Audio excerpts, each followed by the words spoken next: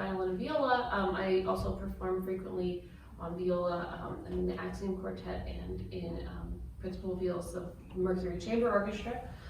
So I kind of do probably half and half about. So I'm glad that to be here and to see you here. When I asked Julie, I asked her what she wanted me to talk about, right? Because there's so many things that I could talk about.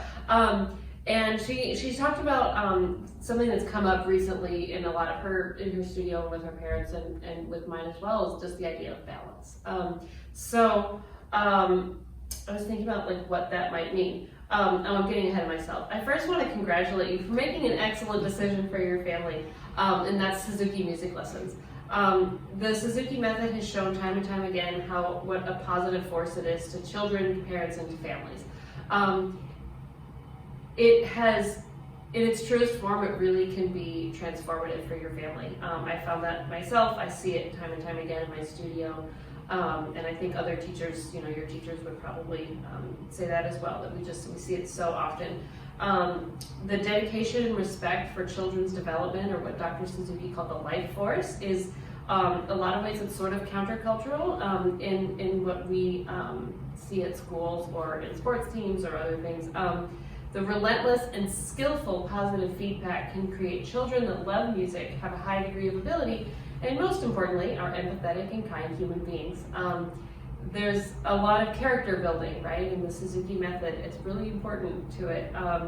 And it's not just lip service, right? Like Dr. Suzuki was very concerned about that part of it. It wasn't just making a great violinist or cellist or pianist, but we need to have good human beings that can do it as well. So with balance, it was like, well, what? It seems like we all want to have balance, right? You see it as a buzzword all over the place. We want to eat balanced meals. We want to have balanced schedules, balanced moods. We want to balance our checkbook, right? Or online, but it seems like it's sort of an implicit positive that we have that. But we don't really know what that looks like, for ourselves and certainly for other people, right? It's going to look different. But I think we all sort of know when things are out of balance, right? We can just tell that stuff is not working, or it's unsustainable. When you become a parent, things just get wildly unbalanced, right? Hello, Ryan. No worries. So things get unbalanced very quickly, right? The baby is all take and no give, basically. You maybe get a smile by week 4, right? That's not just like a reaction, thankfully they grow and they do other, they start to, you can leave them in a room for 5 minutes and not worry that they're going to die. So it changes, but by the time we've started lessons with our kids, things are more routine, but it might not be what we would call balanced. I suspect that what I'm really being asked about when they mention balance is how to make the most of your schedule, and basically how do we get practice done in a way that feels fun, productive, effective, and doesn't make us want to quit, right? Hello, morning. So, and parenting is hard, and practicing daily is hard, and you put those two things together, and it can be really challenging. And however, parenting is also rewarding. I think we'd all agree on that. And when veteran Suzuki parents are asked whether it's worth it, it's a resounding yes. So we want to figure out how exactly we do. I tried to come up with some thoughts of how do we maximize our time with our kids, and have a good plan for this. You all right? I read a couple articles to kind of see what other people are saying about this. I think I had my own ideas about what I wanted to say. And for reference, I don't know if I said this, I am a Suzuki teacher, but also a Suzuki parent. So I have a 9-year-old son who plays violin. He started when he was almost 3. So we've been practicing together for 6-7 years now, which is a long time. The big thing that I saw, and I feel this as well, because at a certain point when I started a 3 or 4-year-old, I get a call and they said, she doesn't want to practice. I was like, oh, really? Okay. I'd be more worried if she did, but But I'm a musician too. I don't want to practice either, frankly. But what I tell the parents, and what was kind of stated more bluntly in this article that I read, was you need to decide if music and music practice are optional. If they are optional for you, you're going to always come up with a reason why it can't be done. We need to eat every day, right? And if we don't do that, our bodies let us know. So for a good practice routine to stick, it needs to be a given. Now, there are going to be days, where everybody's sick, or you're on a plane for 12 hours, or, there are going to be times when it happens. But if it's sort of like, well, if we get to it, that'll be great, that attitude is just not going to be conducive to what you want, to what you want to create. One idea that I saw that I thought was interesting was making a list about what is it, and you don't need to really write it, but what is it that you really want your child to learn by doing music lessons? And there's a lot of, aside from, I want them to learn violin, right? But I want them to learn empathy. I want them to learn focus. I want them to learn how to break something into small steps. I want them to learn how to stick with something when it's hard. I want them to learn how to overcome frustration. I want them to learn how to work with others, in an ensemble. And then you can kind of say okay, are these things that can only be taught in music? Probably not for most of them, but that combination is a probably yes. Music is it's a whole brain activity, right? We know this from studies. Where am I? It crosses the midline, the midline of the body. A lot of, especially, what instrument does your child play? Violin. Violin. Okay, great. So I don't need to give lip service to the pianist. No, okay. But violin crosses the midline of the body, and you're using each arm in a different plane. That is a lot of work for the brain. Tennis is one of the only other sports that kind of does that, but it's sort of one-sided, right? Because you're not necessarily using your non-dominant hand. I don't know a lot about tennis, but it helps with reading, right? Note reading will help with reading words. If you think about when you read words, you can actually you don't have to go at a steady pace, right? You get hung up on a word if it's, you haven't seen it before, or it's, another language or something. And that's okay, it won't matter to your enjoyment or ability to read the piece or read the work that you're reading. In music though, you've got to keep your eyes moving, right? And it's sort of, the more notes in one spot, actually the faster your eyes have to go. So it actually is sort of a higher level of eye tracking for that. So that helps with reading. It helps with communication, right? Where my son has recently started doing quartets at a chamber music school, which has been really good for him. He's sitting for his violin, so he thinks, I have to just give them a cue. It's like, no, you need to cue with them. And so reacting to all this nonverbal communication that's happening in the quartet, which happens constantly in quartets. So that's, just a real quick example. Music is an activity you can participate in well into your 80s. The Med Center has an orchestra of a ton of doctors that want to play, they want to keep playing. I have a brother-in-law that plays in the Civic Orchestra in San Francisco. He's an engineer. It's something they can keep doing, for a long time, right? In sports, you gotta, at some point, you're not gonna be able to participate at the level that you want, right? And that can be hard. It's not that they're not good to do, but this is sort of something we can get with music that we can't really get anything else. Suzuki philosophy is unique in that we believe that every child can learn, and we put that into practice. I don't know how many schools you've been familiar with. A lot of them will say that. There's not a lot of the thoughtfulness and the sort of dogged determination in the Suzuki method to this principle is really unique. And it's tailored to the child. It's tailored to your child too. So it's just a really powerful, principle. Suzuki music lessons will span many years, if not decades. consider that the school year is 9 months long, and most kids will have a new classroom and a new teacher the next year. Your teacher really, really knows your kid, and that's, it's great. It's great to have another adult that knows your child that way and is working to improve them, on violin and as a person. So, second, you need to be realistic about how long your child can practice.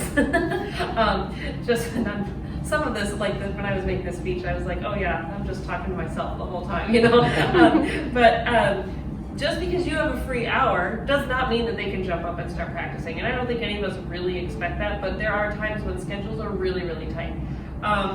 10 good minutes is great. 5 minutes is better than 0. In my experience, it's easier to do a little bit every day, even if you feel like it would be easier to not. It just stay in that groove. It really helps. It does. All right, make sure listening is happening. Put the recordings on every device you have, so no matter where you are, it's easy to put the recording on. So we have an old iPad that basically doesn't do anything anymore. What that iPad does, hi! Oh my gosh, that's been a long time. All right. All that iPad does is play the recordings over and over.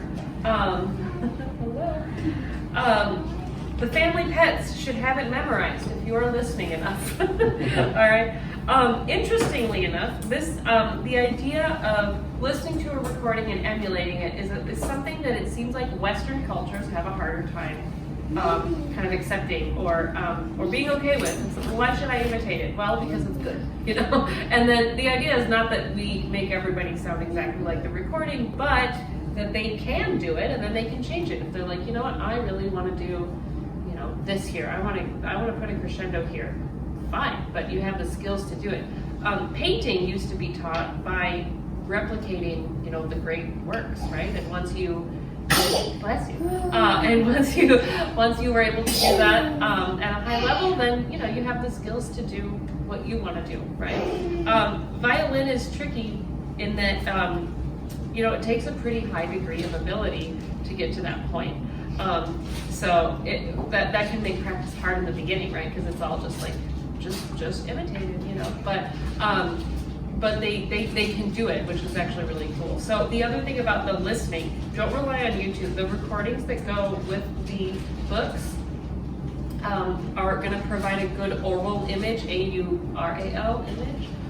We want them to have that to emulate and not something that might not have been recorded well or has ads in between, frankly, So so just get those. It can be a pain. Technology can really. It's frustrating how hard it can be to get to the new recording of something, and I completely empathize with you on that because I woke up one day and all of my music was not accessible at one point. I got really grumpy about it.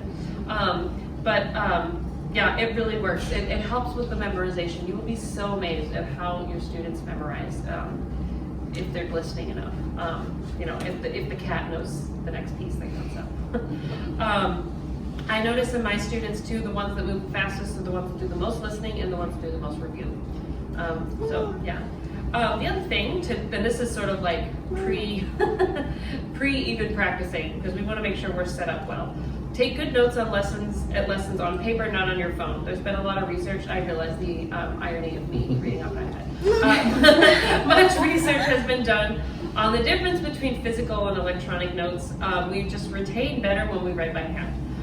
Your notes will form the basis of your child's note-taking ability.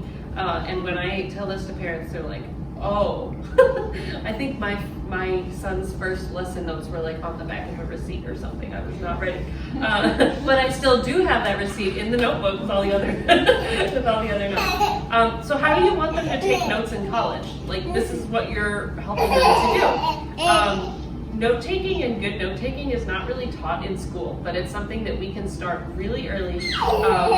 And it doesn't have to, it can be sort of an organic process of them starting to refer to the notes, maybe, then they can add to them, and at some point you sort of transfer that over to them. So with my son, we've been playing violin for a long time now, like 6 or 7 years. He's just started to have his own notebook, which he insists he can't share with me. Like, we have to have different notebooks. It's fine. And so he's just started to take his own notes, and usually he writes like 3 things. And when I looked over it the last time, it was, pretend Miss Judy is bugging me instead of me. That's what he wrote. So if that works, fine. We need to remember that they should not be expected to remember all the detailed feedback they received in the lesson. Their job is to try as hard as they can to do what their teacher is asking, right? It's not fair to them to be expected to do that. There's been a lot of times where I'm teaching a lesson and, you know, little Jessica or whoever is doing a nice job, and the parent's like, okay, you need to remember this. It's like, and I always, no, she's not going to. She's 4, you know, or older. There was an interesting study done on at what point can kids listen critically to their own playing and remember, you know, and to listen critically and be able to fix it. And it comes with ability, not with age. So you might think, you know, my kid is 11 and they should be able to do this.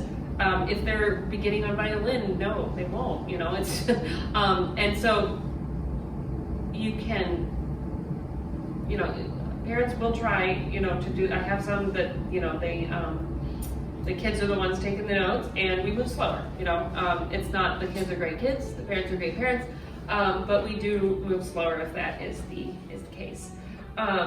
Okay, so when you do get home, so we've done our listening, right? We've decided music practice is not going to be optional, at least in theory. We've taken good notes. Okay, so then we get ready, we get home and we're ready to practice. How do you start? Sticking to a routine, not necessarily the clock, is, I think, good advice. It works for us. So it's like after snack, we do violin, we do homework, then we have free time, then piano. Give them a heads up, but be ready to reinforce with actionable consequences if they do not come over to practice. So I try to make it easy, and you know, people ask, like they think that because my son is playing XYZ, he must love violin. Well, no, we still got to tell him to come over and practice. You need to commit to a consequence if it's needed. Natural consequences work best here, so if we don't get this done, we won't have time to go to the park. That's just a fact of life, right? I have something later about sturdy parenting. You know, it needs to be okay for them to be mad at you. If, you know, that's fine. You can handle that, right? Like, if you follow Dr. Becky on Good Inside, right? It's like, you know, I can handle that you're not happy with me, and that's all right, you know, but we're still going to do this. You know, it still needs to happen. Find a good balance for feedback. So this is interesting when I learned this. Neutral and negative comments are processed in the same way. So if we think about that for a minute, it explains a lot too, because sometimes people will give us feedback and it's not necessarily bad, but we're like, didn't love that, right? The image that I use a lot is, let's pretend that someone has asked you to wash dishes and they're gonna help you. They're gonna help you through it. Maybe you're gonna wash dishes at their house for them or something. They might point out that you've missed a spot of soap or something, or that another area needs to be scrubbed again. Maybe they recommend using more soap or hotter water. How long do you think it would be before you're annoyed with them? You're probably already annoyed with them, and this isn't even a real situation, right? This is what we're asking our kids to do day in and day out, right? And a lot of times we're, you know, those comments like, oh, let's make the water hotter, let's get this soap. Those aren't even negative, right? Sometimes we have to say, that's a wrong note, you know, you are holding the bowl like a crazy person, you know, or something like that. So we really need to make it a science to give positive feedback as often, elegantly, and skillfully as possible. The balance here is 1 negative comment or neutral comment for every 3 positive ones. It's really hard to do. There have been times when we've been stuck in a practice rut, and the only way that we could work together to get through it was I was like, okay, you need to play through your stuff, and I'm gonna just write compliments about what you're doing the whole time. And I wrote them on these little Post-its, and we put the Post-its, so there was more to it than that. But that's literally all I did. Nice bow hold, good first finger, you know, good tone. That's what I did the whole time. Practicing is when we show our kids that we love them.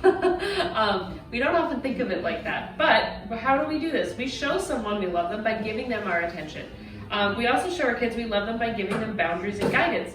they might not enjoy it in the moment, but we care enough about our kids that we don't leave them to their own devices, right? There are decisions that are okay for kids to make, and there are decisions that are not, and of course that changes depending on how old they are. But we need to make sure that our practice choices are those are not always in their purview, right? You can give them non-essential, do you want to do this first or that first, but it's still going to happen. So that's a habit of successful Suzuki families we've found. It's just, this is not one of your choices, it's one of my choices, and it's okay if you don't like it. Resistance in practicing, this is like the big one, right? Everybody, all these great ideas, but what happens when things go south? So it's rarely about the instrument, actually. Practice is often where they're under the most scrutiny and they have your undivided attention. So the issues that are going to come up are usually not isolated to practice. You can ignore them or quit, and you can kick the can down the road. So if you think of you're finding a way to work with your kid. And it's good to do this when they're young, because you are building, one of the wonderful things about the Suzuki method is we are building a functional relationship. Like, there is a point to what we are doing in our practice time. We are going to get better at something, we're trying to improve ourselves at something. And that can be really valuable, because when other things are shifting, you will still have that functional relationship that you've built. So learning to work together is a process, but a very expeditious one to make. Keep the focus on their work and their actions. So I talked with a parent recently, and she's like, I just don't want to work with a kid with a bad attitude. And I was like, yeah, that's very relatable. I don't either. But what I said was, attitude, focusing on their actions gives you the way to address it, and also using the passive voice. So it's like, okay, I can tell they're giving me, 3%, right? They're playing terrible. So it's like, okay, you can choose to be that way, but it's like, okay, I noticed that your wrist is in, so can we bring your wrist out? And I noticed you're rolling your eyes a lot. Is there, are you trying to be disrespectful? And sometimes they're like, yeah, I am. You're like, okay, well, that's, not really appropriate in the moment. Like, we're not going to do that. Or they say, no, I'm not. And it's like, oh, okay, well, I thought that because your eyes roll. And that's sort of what, that's a way to communicate disrespect. So use the passive voice a lot. I notice your eyes are everywhere but on the instrument. It doesn't seem like this is your best right now. Is that true? It seems like you're mad with me. That's okay. We still need to get through our piece. So sturdy parenting involves being okay with our kids not being happy with us all the time. Don't rise to the bait when a bad attitude or dysregulation shows up. Think Switzerland. So it's very easy as a teacher to be Switzerland with your kids for half an hour a week, I can tell you that. It's a lot harder with your own kids, because they know how to push your buttons, and you're tired and they're tired, and you've got 9,000 other things to do. When you meet resistance, examine if you really need to push back, though. Can you get it another way? I often think of water, like if you push water, it doesn't resist, but it can carve canyons, right? You push the water down, it'll just go around. It's not going to keep trying to go through my palm, it just goes the other way. And it doesn't get mad, it just finds another way around and is relentless, and relentlessly gentle, actually, too, right? So, there are, I have some students that are like, or the feedback I get is that, we're working on something and the parent's pointing it out to them, and it's the kid's getting frustrated, the parent's getting frustrated, it's not getting better. And it's like, well, okay, why is your mom touching your wrist? Well, because she wants me to bring my wrist down. It's like, okay, yeah, but you don't want her to touch your wrist, right? They're like, yeah, it really annoys me. It's like, okay, well, she won't touch your wrist if you bring it out. And this is assuming that they know what the problem is and that they can fix it, and it's just I'm getting frustrated with it, Being frustrated is okay, right? A lot of things are frustrating. You probably all battled a lot of traffic on the way here, right? So this is, something we can actually help them through with in the moment. It's actually, I think, a really valuable thing that I get to talk with my son and my students about. Neurodiversity. Do you know or suspect you or your child is neurodiverse? You don't need to know for sure. You can, of course, read up on what that might be. If this is the case for you, you need to be very, very open-minded about what will work. For instance, some kids like it if you root for them to make a mistake. You're like, okay, I want you to play this and I want it to be terrible, you know, and it's like, no, don't get your wrist out, don't make your bow hold good, you know, it works, right? It's not really supposed to work, but it might.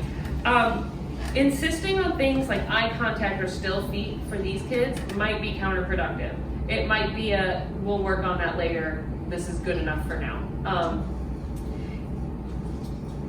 Don't stop music lessons for these kids. This philosophy is especially important to implement for them.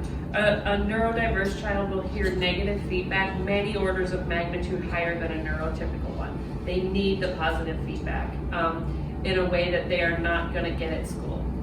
They just aren't. There are times when they're going to need to have negative feedback because they're climbing up the walls, or you know they're doing something that is unsafe. Right, so that is a negative feedback situation, but we need to be able to balance it with positive feedback. So most teachers, school teachers, will feel that the positive feedback they need is excessive. It is not as long as it's targeted and based on actual things that happen. You know, not just, oh, you're great, you know, but hey, you did this well. You kept your pinky curved. You colored within the lines. You finished the math. You know, it needs to be specific, but it needs to be relentless, I think. Also, think about what you need for a positive practice session. Do you need water or something to drink? Like I need my sparkling water, right? I need something to drink for a lesson. Do you need a comfortable chair? You're a third of the triangle, so think about what you need for this to be positive. Kids can have bad attitudes, adults can have bad attitudes, and we try not to let them show, but but think about what might help you have a better attitude if that's something that, you know, it's a struggle, and sometimes it will be. Sometimes there's nothing to do but get through it. All right, so practice is also about stretching your imagination and creativity. So whatever your child is interested in right now, find a way to incorporate it. If they're into space, we did stickers on the bow of all the planets, right? So it's like this one goes to Neptune, that one goes to Voyager 2. No, we're not going to Pluto. Yes, I know it's not a planet, you know, like Olympics. I have a student who we named every finger on her bow hold after, so this was Suni Lee, and we have Jordan Childs, this is Jade Carey, Simone Biles over here, Pinky, and then Hesley, you know, and so we're like, yeah, Simone, what are you doing, you know? But it made it fun, you know, and it made it so she got the feedback she needed, she knew what she needed to fix, but it was still, you know, kind of fun.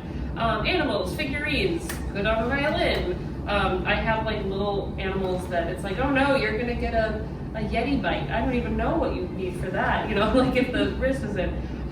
Make the sound like a cat's purr or something. A lot of little girls are really into beads, right? Like it seems like, I don't know. I have a lot of students that are into that. You can make bead counters, right? 1 repetition, 2 repetitions. Legos. Many things you can do with Legos. You can talk about the form of the piece, right? So Twinkle has 1 section and then 2 of the same and then another of the beginning, right? So you can do red, blue, red Legos, right? That's a really easy way to show form. You can build something. They earn a piece every time they do a correct repetition or play the review piece or, you know, keep their feet still, whatever. You can do a really good thing like draw a flower and add a petal for each good repetition. So like fun ways to keep track of when they do the thing you want. Repurpose puzzles or board games. That's an easy one, I think. You don't even need all the pieces for the game, so if you've lost some, doesn't matter. Find ways to be creative with the materials you have around you and what your child is interested in. I am not a believer in like standing on your head every practice session and making it the most magical, wonderful thing. If you want to do that, that's great, but it kind of amps up after that. So, but you can kind of jointly be creative with your child about what can make for joyful practice. Remember that even grown-ups learn best through play. So if we can bring an element of play into this, it just makes it more fun and it can be positive. All right, practice technique. So I know I need to wrap up, right? 7, okay. Well, when I Googled how many words this was, it told me I didn't have enough, so. All right, so if you've gotten far enough that you have a cooperative kid coming over to practice, you want to make sure you use your time effectively because you can really kind of spin your wheels on a lot of this stuff, and we just don't have that kind of time anymore. the real quick thing kind of that I do is you identify where's the problem. Is it a general thing or is it one spot? If it's more general, what are the circumstances in which it arises? One thing we saw with my son was like, hey, every up bow, something weird is happening, with your wrist. So it's like, it's literally every up bow. So that happens in every piece. But maybe it's like, okay, this part of Aunt Rhody is just not working. Analyze it. Why is this spot tricky? Your teacher, of course, will be able to help you with this. Is it a left-hand thing, a right-hand thing? Is it memorization? Is it musically tricky? Is it technically tricky? And then isolate it. What is the smallest chunk you can do? Can you break it down to 2 notes? If so, do that. That's a great thing to do. And then make an exercise out of it. You can change the rhythm. So if you're doing perpetual motion, bum, bum, bum, bum, bum, bum, bum. It's the same rhythm the whole time, right? Bum, bum, bum, bum, bum, bum, da, da, da, da, da, da, da, da, da, da, da, da. You can do lots of different rhythms. And play each note 4, then 3, then 2 times. Exaggerate the change you want. If you want greater dynamics, part of the bow, curved fingers, vibrato. And then you do the repetitions, right? Which are not always as fun. But if you can keep track of them in a way that they can see, that can make it easier to get through them, all right? The repetition, once you get to that spot, that is an area where your child can start to do some of that on their own, because at a certain point we want them to take ownership of their own practice. And so once we've gotten, we've identified, we've analyzed, we've isolated, and we've come up with a little chunk that we're gonna do, then, maybe you can walk away for 5 minutes and they can do it 10 times on their own, you're still listening. And then you got to reincorporate it back into the piece. Sometimes kids will have no problems; they'll just put it in, no big deal. Other times you'll need to kind of stitch it back in. So you do a little bit before to a little bit after, and then it's back in. Okay, so I think that is all we have time for.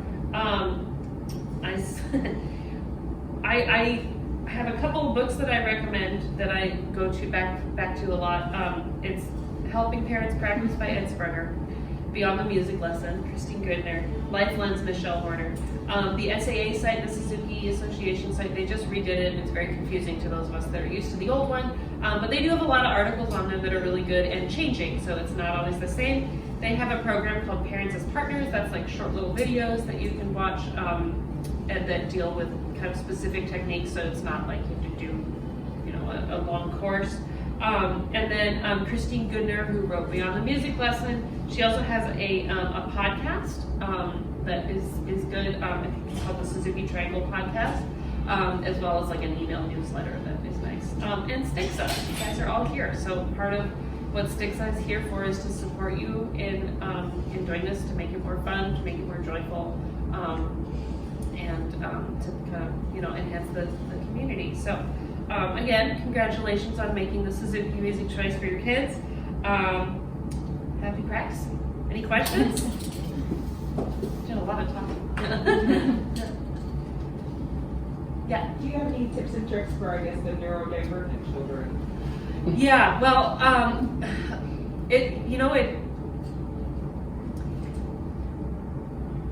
So a lot of neurodiversity is not behaviors that are atypical in that they happen, but they're atypical in frequency, right? So, so every kid has a hard time standing still sometimes, right? But a child that has ADHD or something will probably exhibit that quite a bit more and have less control over it, right? Or they'll have the control at 5 that a 3-year-old would have, right? Something like that. So a lot of it depends on your child, right? One of the great things about Suzuki is that it is individualized. So when I have students, I don't feel that I need to know, if they have a diagnosis or not, or if their parents suspect anything, because I'm teaching the human being in front of me, right? So if that human being has a hard time keeping their feet still, I've put bags of rice on kids' feet sometimes, and it's not just like stand still, right? It's like that they need that feedback, right? They need more stimulation on their feet, right, to keep them still.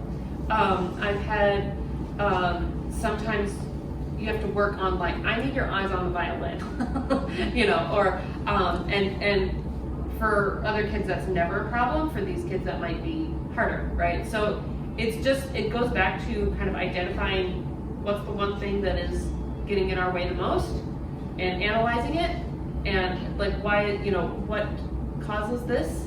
Is it something we can do something about, you know? And don't give up with them, right? These are very capable kids, and they need the positive reinforcement. So, yeah, does that answer your question? Yeah, so much of it is very specific. It's So like you're always like just trying to just collect tips and tricks. You know? yeah. Well, and that's why I would like this Ed Sprunger book is a great one to have in your toolkit, because you don't have to read it straight through. You can be like, I need help with rhythm, you know, and it'll go to, you can read like 3 pages and do it. I don't think I've ever read a parenting book like cover to cover, because it's just like, you know, you're too busy parenting, right? Like, but it is nice when you can kind of flip to a thing and then find something to help you. The other thing too is you might find something that works really, really well for 2 days, and then the next day, you know, they're not interested at all, and just go with it, you know, you know. So it helps to just be really open-minded and not be upset if like, oh, this was great, and it doesn't work, you know. Just go on to the next thing. You'll find it. Yeah, but and you know, enlist your child's help, right? It's not you against your child when you're practicing; it's you both against the problem of, you know, bohold or something. So they can come up with really creative ideas on their own. I did a group class once where I gave all the kids different board games, and I said, figure out a way to use this to practice. And they came up with some extremely complicated, but also some good ideas, you know. So, and it was fun, right? So, yeah.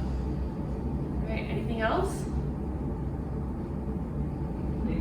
Yeah, of course. Yeah. Hopefully, we got something of use. Yeah. All right. It is 7:08, so I think.